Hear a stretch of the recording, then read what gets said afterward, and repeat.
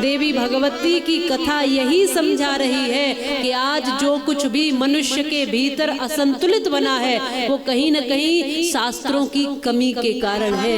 एक समय में जब सब अध्ययन करते थे शास्त्रों का, एक समय ऐसा था जब सब शास्त्रों का अध्ययन करते थे, वेद पाठ करते थे। बालक किसी का भी हो, ब्राह्मण क्षत्रिय वैश्य शूद्र, सब वेदाध्ययन, सब शास्त्राध्ययन, सब उन शिक्षाओं को ग्रहण करते थे जिससे वो जीवन की गहराई को समझते थे और जीवन को पुष्ट बनाते थे। आज की शिक्षा हमारी वैसी तो है नहीं जैसे पहले गुरुकुलों की थी। अब तो शिक्षा बदल गई, शिक्षा बिल्कुल बदल गई। अब अ से अनार पढ़ाया जाता है, आ से आम पढ़ाया जाता है। यदि इसको अनार और आम ना भी पढ़ाएंगे तो भी बालक आम और अनार का परिचय समझ सकता है ना, देख लेगा ये क्या है, आम है, ये क्या है, अनार है, पूछ लेगा, किसी से भी पूछ के ये सीख सकता है। पर गुरुकुलों में पहले आ ए समझाते हुए ही पूर्ण गूढ़ रहस्य की बातें आचार्य जन समझा देते थे। अ से अनार नहीं, अ से अविनाशी पढ़ाते थे। अ से अविनाशी, आ से आत्मा, ई से ईश्वर। वो बालक पूछता था कि अ से अविनाशी, अविनाशी कौन है? आचार्य देव गुरुजन ये अविनाशी क्या है? अब अनार के बारे में पूछेगा तो ज्यादा से ज्यादा क्या बताएंगे, एक फल है, ठीक है। लेकिन वो जब पूछता था कि अ से अविनाशी, ये अविनाशी कौन है, तब आचार्य देव बताते थे अविनाशी है परमात्मा जिसका कभी नाश नहीं होता। और आ से आत्मा, आत्मा कौन है? आत्मा तुम्हारे भीतर की चेतना है, ऊर्जा है, उसका भी कभी विनाश नहीं होता। आत्मा कौन है? बोले तुम हो आत्मा। और अविनाशी कौन है? जो तुम्हें बनाने वाला है। जो दिख रहा है वो आत्मा, जो तुम्हारे रूप में है, तुम्हारे भीतर है, वो आत्मा। जो तुम्हें बनाने वाला है वो परमात्मा अविनाशी है, उसी को ईश्वर कहते हैं। माने इतना गहरा ज्ञान तो आ में छोटे छोटे बालक समझ लिया करते थे। आज ये ज्ञान 60 वर्ष की उम्र में भी नहीं मिल पाता है। शिक्षा पद्धति बदल गई, हम शास्त्रों से दूर हो गए, वेदों से दूर हो गए। हमको लगा ये तो ब्राह्मणों का ही काम है, बस वही पढ़े व्याकरण, वही पढ़े संस्कृत, और हम सब अंग्रेजी पढ़ने लगे, दूसरी चीज़ों को पढ़ने लगे। लेकिन हमने अपनी जिम्मेदारी नहीं समझी कि हमें उस भाषा को पढ़ना है जो सबकी जननी है। हम दूर होते गए और आज उतनी ही भ्रांतियां समाज में बढ़ती चली गई। ये सत्य मानना, इतनी भ्रांति कभी नहीं थी। ये भ्रांतियां इसलिए बढ़ रही हैं क्योंकि हम शास्त्रों से, वेदों से, अपने ग्रंथों से दूर होते चले गए। आज हमने बालक के हाथ में मोबाइल तो पकड़ा दिया, लेकिन बालक के हाथ में गीता नहीं पकड़ाई, हनुमान चालीसा नहीं पकड़ाया। इसलिए आज ये बालक किसी दूसरी दिशा में है। बालक ने मांगा फोन चाहिए मुझे, तो दिया ना आपने, लेकिन वही उसको जबरन कहते, बचपन से ही बिठाते मंदिर में और कहते हनुमान चालीसा पकड़ो। जब ये पढ़ता जय हनुमान ज्ञान गुण सागर, इसके मन में भी कुछ गहराई बनती, बल आता, शक्ति आती, आध्यात्म जगता, राम जी की भक्ति जगती, बजरंग की तरह ऊर्जा जागती है। इसको पढ़ाया होता गीता जी का श्लोक, नैनम छिदन्ति शस्त्राणि नैनम दहति पावकः न चैनम क्लेदयन्त्यापो न शोषयति मारुतः, तो इसके मन में भी आत्मा को, अपने आप को जानने की इच्छा प्रकट हो गई। हम आज ऐसे खोखले से क्यों हो गए? क्योंकि हमने गहरे ग्रंथों से दूरियां बना ली। हमने ऐसे ऐसे उपन्यास पढ़ लिए जो मनोरंजक है, हमने फिल्में देख ली हैं जो मनोरंजक है, हमने वो अश्लील गाने सुने जिनको सुनने से केवल विघटन और बिगाड़ ही होना है, हमने वो सुना जो नहीं सुनना है, वो देखा जो नहीं देखना है, वो पढ़ा जो नहीं पढ़ना है। लेकिन वो छोड़ दिया जो पढ़ना चाहिए था, वो छोड़ दिया जो सुनना चाहिए था, वो छोड़ दिया जो बोलना चाहिए था, जो समझना चाहिए था। इसलिए आज हम दुखी हैं। आपके सामने कोई श्लोक बोले, आपको पता ही नहीं है कि वो क्या बोल रहा है। कोई मंत्र बोले, आप जानते ही नहीं वो क्या बोल रहे हैं। अनुष्ठान के लिए पंडित जी को आपने बुलाया, वो सही भी बोल रहे हैं कि नहीं बोल रहे, आपको पता भी नहीं है। पता ही उतना भी हमने जानकारी करने का भाव नहीं रखा कि उतना तो हमें समझ होनी चाहिए, बाकी दूसरी ओर चले जाओ, उनके बालकों को सब पता रहता है, हमारे बालकों को नहीं पता कि हमको ग्रंथ पढ़ने कि नहीं पढ़ने, और ये उन्हीं के अभाव में हो रहा है। कुछ लोगों की भी कमी रही, कुछ पढ़ाने वालों की भी कमी रही कि उन्होंने कुछ ऐसा पढ़ाया, कुछ समाज को भी दूर रखा कि कोई एक ऊंचा वर्ग ही पढ़ेगा, दूसरा वर्ग इसको पढ़ने का अधिकारी नहीं है। ये सब गलत बात है। बोले वेद पढ़ने के अधिकारी नहीं, शास्त्र पढ़ने के अधिकारी नहीं, ये बात ठीक नहीं है।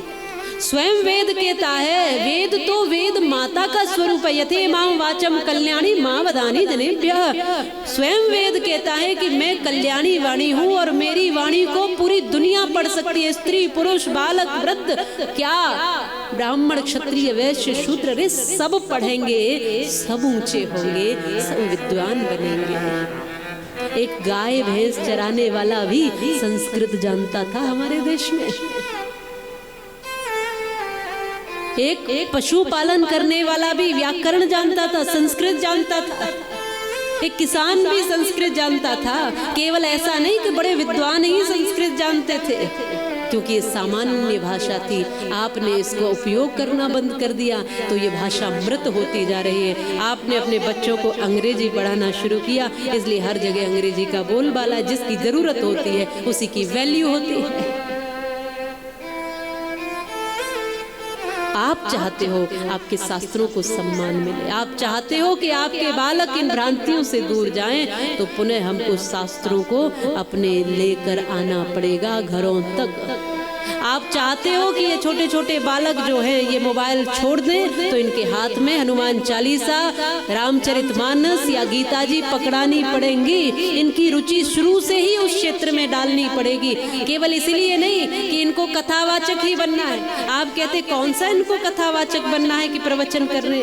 कथावाचक नहीं बनना, प्रवचन नहीं करने, पर ये हमारी जिम्मेदारी है कि हमको कम से कम उतना पता होना चाहिए कि हमारे शास्त्रों में क्या है, हमारी जिम्मेदारी क्या है, हमारा सनातन धर्म क्या है, हमारे सनातन धर्म के ग्रंथ क्या हैं, हमारा हिंदुत्व क्या है, ये हमारी परंपराएं क्या हैं, इतना तो हमें पता ही होना चाहिए ना।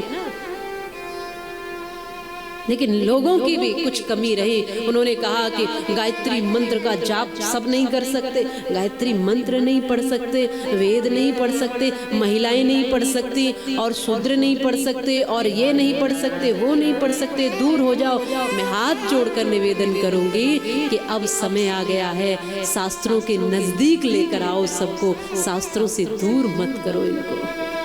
बहुत दूर हो लिए, और यही परिणाम है कि आज हर एक व्यक्ति भ्रांति में है, हर एक व्यक्ति अंधविश्वास में है, हर एक व्यक्ति बोध भूल गया है जीवन का। आज ये शास्त्रों से दूरी बनाने का परिणाम है। यदि बच्चे ने अपनी बेसिक शिक्षा के रूप में यदि इन शास्त्र के अध्ययन को बेसिक शिक्षा के रूप में लिया होता कि ये हमारा उतना तो अधिकार है कि बेसिक तो हम पढ़ लें, थोड़ा थोड़ा तो अपने धर्म के बारे में जान लें, तो जरूर इन भ्रांतियों से दूर हो जाते हैं। लोग कहते गायत्री मंत्र सबको नहीं बोलना, सबको नहीं पढ़ना। ओम भूर्भुवः स्वः तत्सवितुर्वरेण्यं भर्गो देवस्य धीमहि धियो यो नः प्रचोदयात्। बोले कान बंद कर लो, उंगली डाल लो कानों में, कहीं से सुनाई दे तो।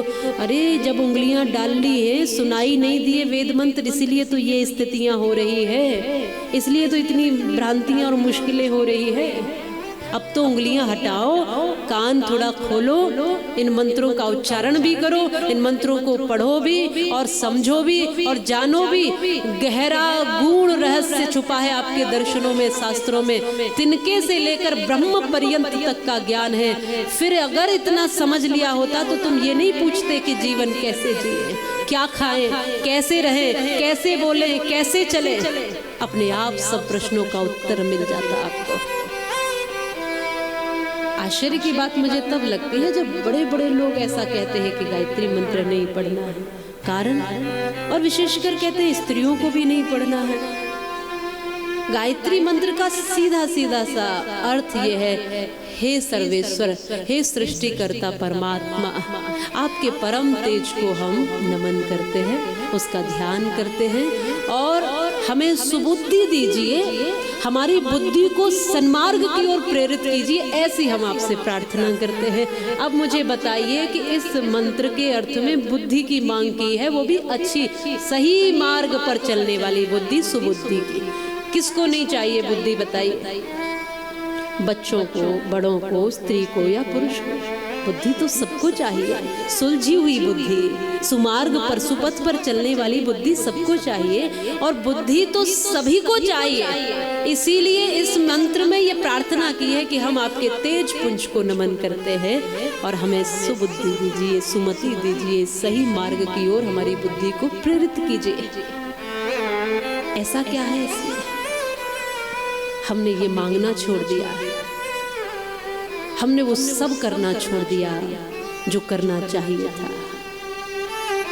रोज यज्ञ करना था, रोज मंत्र पढ़ने थे, रोज शास्त्रों की सानिध्य का अध्ययन करना था, रोज हमको अपने मंदिरों आना था, मंदिरों में जाना था, रोज हमें अपने देवी देवताओं को स्मरण करना था, नमन करना था, वो सब हमने छोड़ दिया।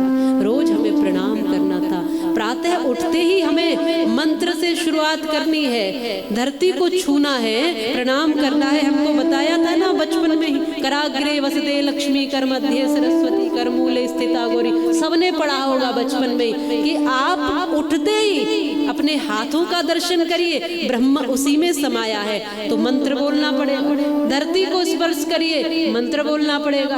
आप माता पिता को चरण स्पर्श करिए, गुरु को चरण स्पर्श करिए, सबके मंत्र दिए। भोजन करते समय मंत्र दिया गया है, सोने से पहले, जगने के बाद, सब जीवनचर्या में मंत्र सम्मिलित हैं, सुशोभित कर रहे हैं हमारे जीवन को। यदि नहीं पढ़े होंगे तो कैसे बोलेंगे? कौशल्या माता इत्यादि तो रोज यज्ञ करती थी, ये वर्णन है, और रोज वेद मंत्रों का पाठ करती थी, तो नहीं पढ़े होते तो कैसे करते? तो कुछ गलतियां रही हैं लोगों की कि उन्होंने शास्त्रों से दूर किया, और कुछ समाज की भी गलती है कि वो शास्त्रों से, इन वेदों से, इन दर्शनों से दूर हुए, यही विघटन का कारण बना।